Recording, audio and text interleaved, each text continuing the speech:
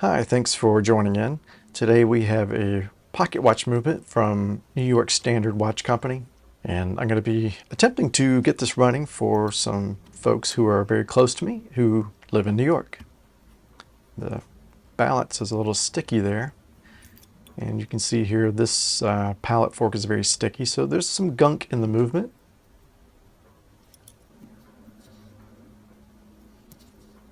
Trying to sense how we can get some power released out of here, but let's go ahead and pop the hands off. We're loosening these dial feet screws that clamp onto brass posts that are soldered on the underside of the dial here. I had to pry it up a little bit, and you can see there's some discoloration there. I don't know what that is, but whatever it is, it's too much. Anyway, we'll remove our cannon pinion. And I'm just trying to see if this stain is, whatever it is, it's dried. So I don't know, we'll see if that cleans off. Doesn't seem to be a problem at this point, so maybe it's just a stain. So I'm inserting a screwdriver inside where the stem would go to slowly release the powers. I'm holding the click that holds that ratchet wheel, that allows that ratchet wheel to wind up and wind the mainspring inside. Here we're going to unscrew the little part that holds down what we call the pallet fork. The pallet fork is stuck to this little cock that holds it down. So yeah, there's a lot of gunk here. So this is definitely a very dirty little movement. And this is the click. This is the part that holds that ratchet wheel in place. I'm holding the ratchet wheel down just in case there's some reserve power in there. That's the spring that makes that click do its thing. And you can see here spinning the ratchet wheel and the barrel here, the training wheel spinning. And we'll take this winding or crown wheel off. Now we'll remove this ratchet wheel, which sits on top of the barrel. The barrel is the container that houses the mainspring.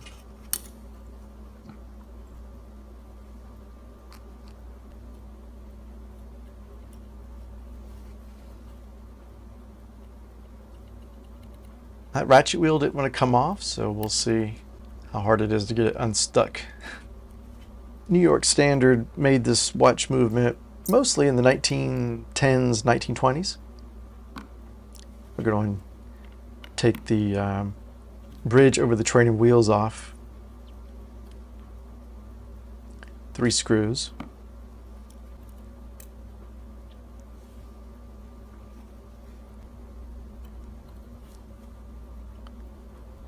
I like the striping on this movement. That was one of the reasons that, not only because of the New York Standard branding connection, but I do like the striping of this movement. And I also like that it's fairly exposed. We'll go ahead and remove the wheels here. It's fairly exposed. You can kind of see down into the wheels a little more than some movements where it's largely covered up by the bridges. Now we'll just unscrew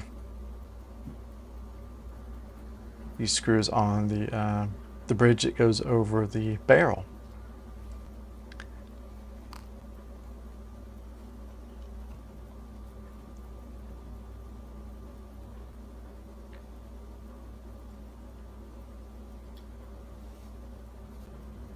These wheels are a little feisty too, but a little persuasion, they come up okay.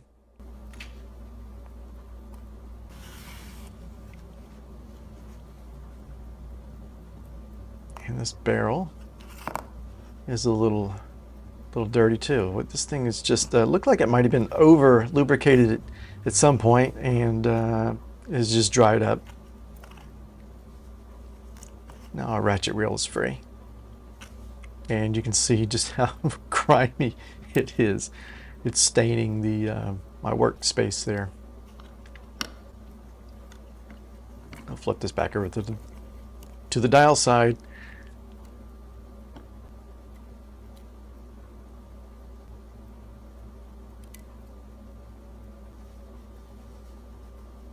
we'll go ahead and get the keyless works here. But you can see that modular plate that screws down on top of the main plate on the dial side. That's a little different. I assume there was some manufacturing advantage.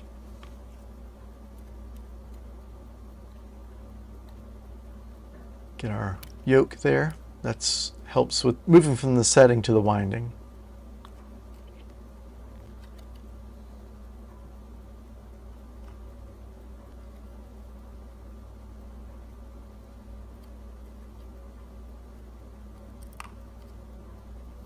And our sliding clutch pinion is down in here.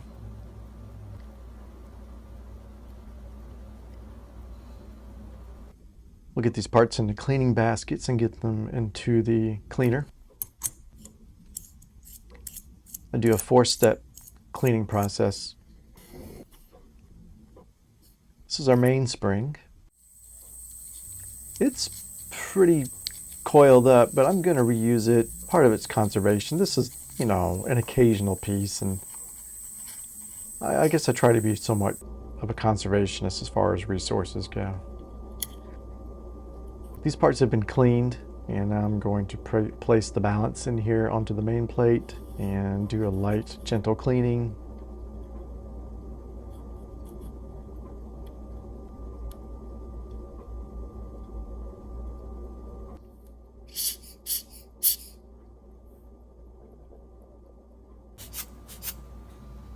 Alright, well, we've got things cleaned up, and we're going to get our spring, our main spring, back into our barrel.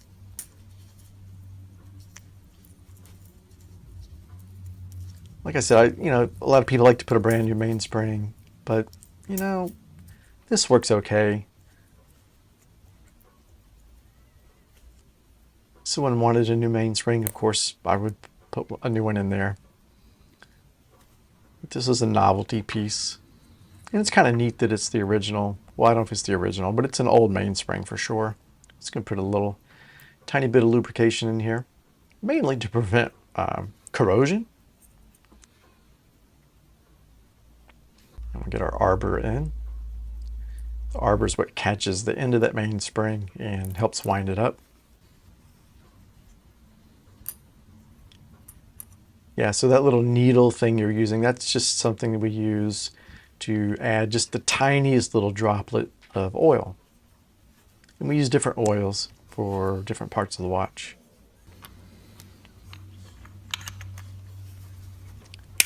Just make sure that's secured on there pretty well and flush. Our barrel first into the main plate. Now our escape wheel. Lubricate this little pivot here. This is the wheel that the second hand goes on to. We'll put this intermediate wheel in.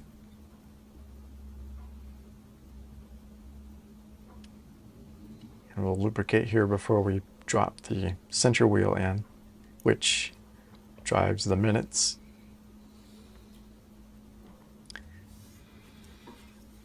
The hours are driven on the other side of the watch with another gear ratio.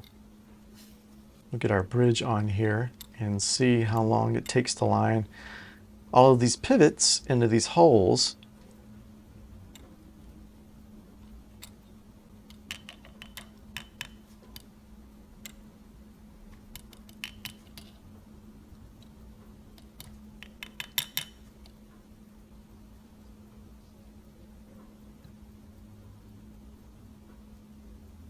Gently check, and looks like we're good. So I'm holding this down with some pegwood to make sure it doesn't shift out of alignment while I start tightening down these screws. And I don't tighten all these screws down at once. I try to do them gradually so that one side doesn't torque up over the other.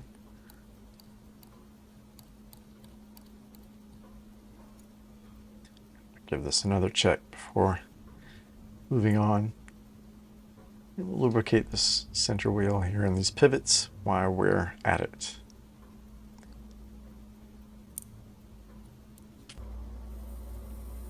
Just final check.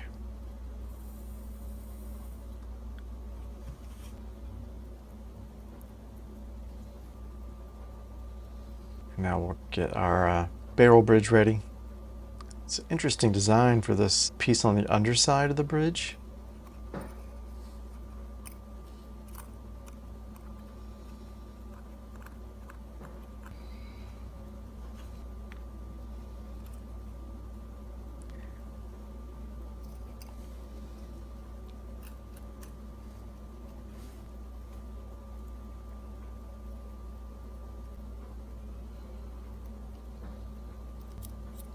That looks okay.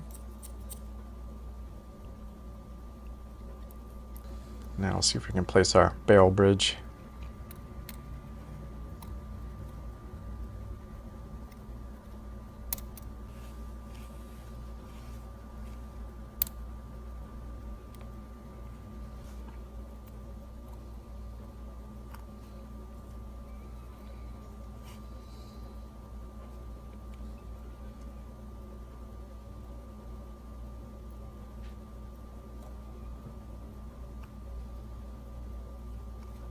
So I mentioned, yeah, you can see here, it certainly wouldn't call it skeletal in design, but a lot of much of the bridges are carved away so that you can see more of the train of wheels. And I thought that would be neat for them to see the insides, the inner workings of the movement.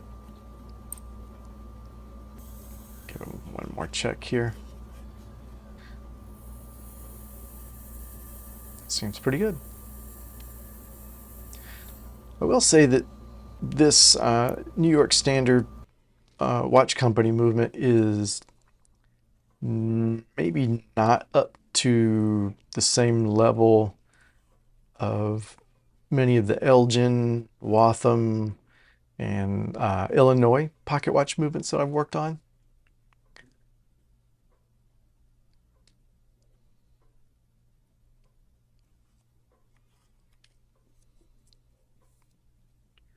Try and get our little spring here set for the click. The spring puts tension on that little click lever, which engages with the ratchet wheel. It's not on yet, but it will engage with the ratchet wheel so that it will allow the mainspring to be wound. So this just prevents that ratchet wheel from rotating backward as the spring is being wound.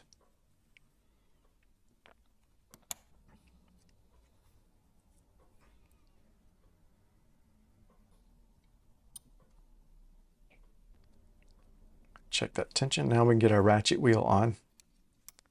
Just going to kind of typically just kind of press these down, move them around my finger until they engage with the arbor there on top.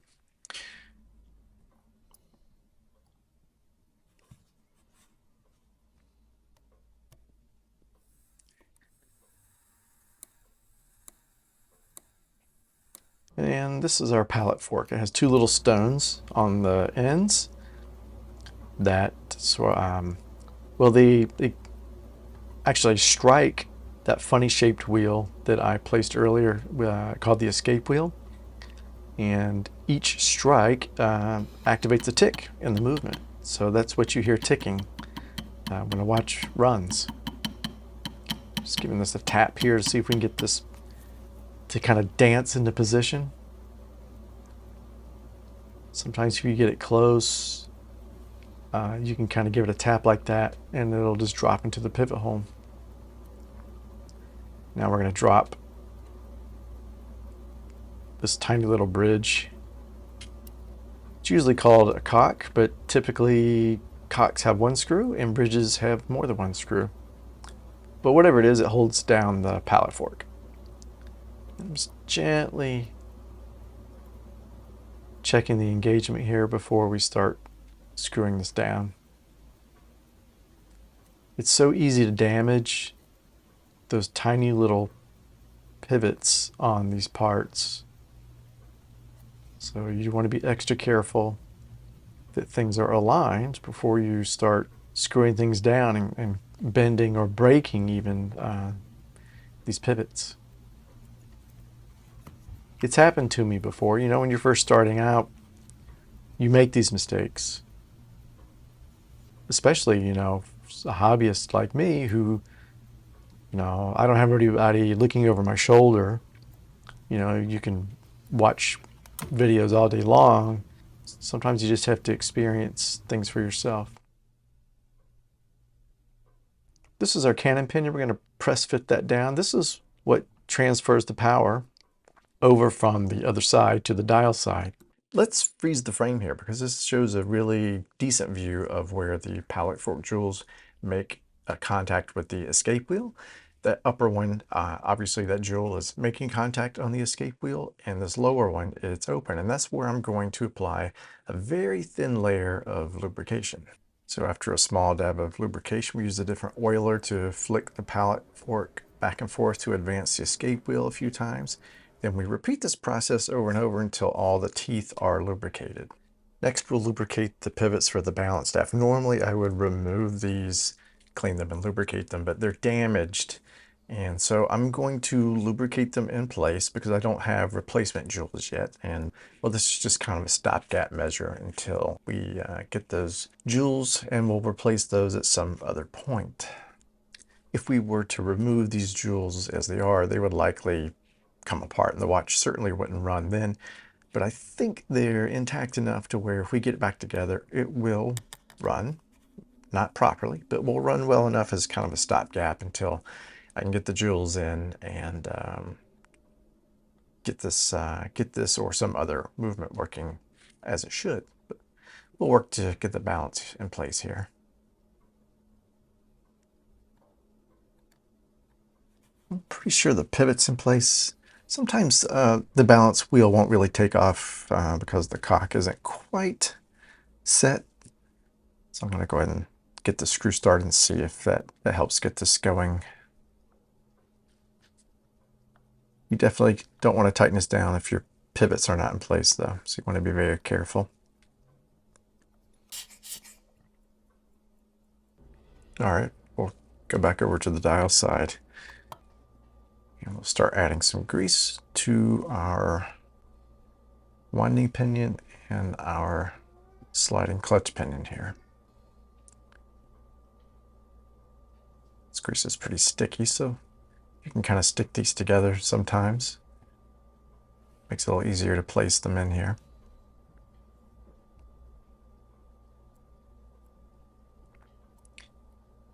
And these are what the stem goes through for winding and setting.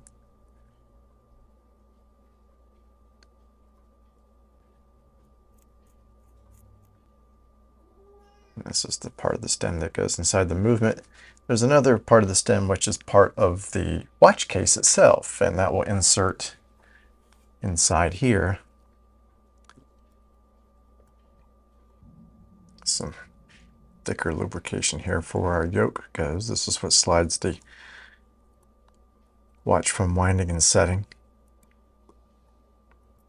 And I'm going to put a little thicker grease here where there's some metal to metal contact. We'll clean that up a little bit.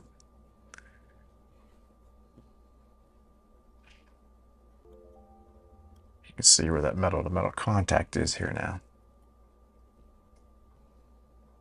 And we'll put this little, I guess that's a yoke spring for this design. It's kind of a little U-shaped spring.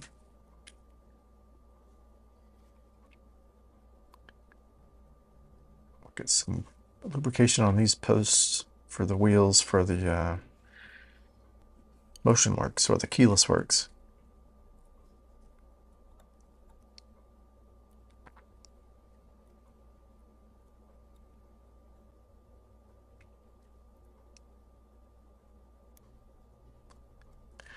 These wheels are what allow you to set the time and also interact with the hour wheel so that the hour hand turns at the correct rate.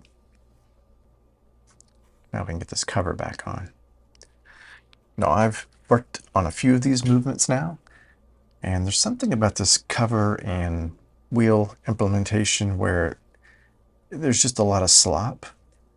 And on more than one of these, I found that these will bind up.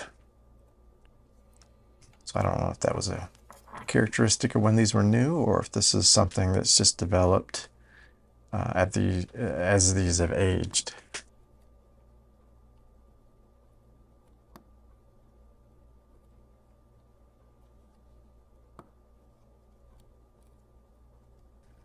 And now we can get our hour wheel on. You can see how that meshes with that intermediate wheel that we put on earlier.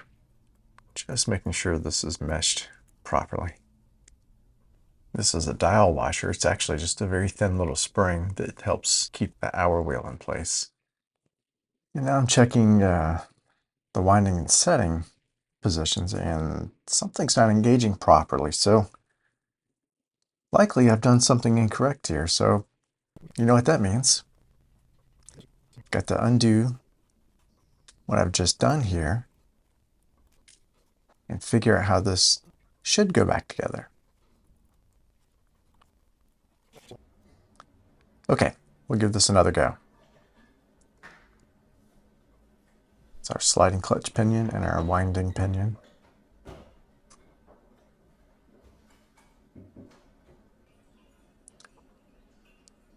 This stem in place.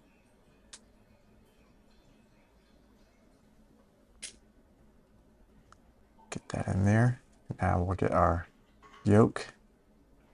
Make sure that's engaged in our sliding clutch pinion. And we'll make sure this is engaging. And look at this intermediate wheel in place.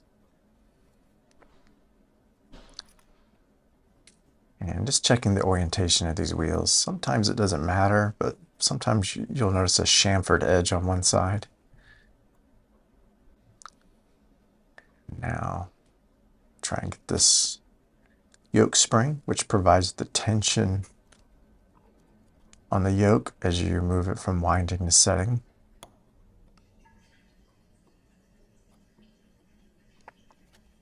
So, you know, things don't always go perfectly in watchmaking or in life in general, right? You know, this is it's a hobby. I don't have to put pressure on myself.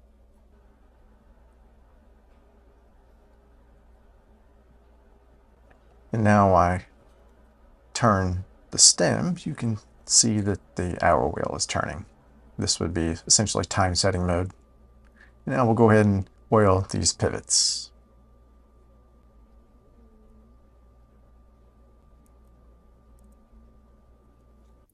And just one little final check before we get our dial.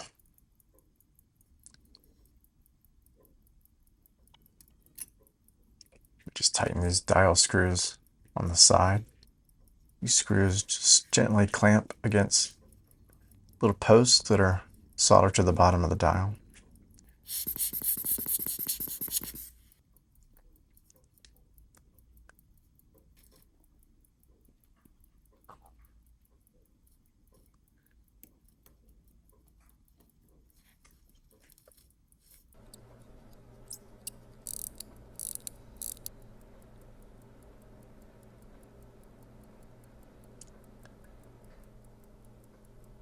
Get this last case screw in. I'm actually going to put a clear crystal on this side so that they can see the movement.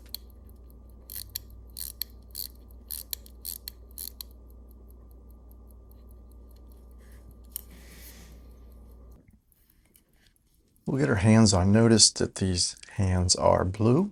They are heat treated to get that blue color that's not paint. So we'll just press this on. Just want to make sure that it's parallel. And pressed all the way down so that there's room for the minute hand.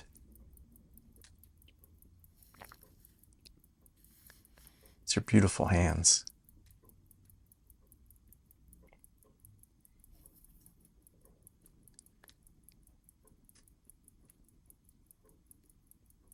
Take our time aligning these. We'll get our little small seconds hand down on the post. It's also heat treated blue. This dial's really strange. The 7 doesn't have the same font as the other numerals. I also noticed that the alignment of the numbers were a little off. It was very peculiar. I wonder if that's why it was sterile. Note that there was no branding on it. So yeah, we've got the clear side, the clear crystal on the movement side. We'll go ahead and put this over on the hand side so it's protected. Well, I think we have a pretty good holdover until we get the replacement jewels, which implies a follow-up video. Thanks for coming along in this one, and I hope to see you in the next one. Until then, take care.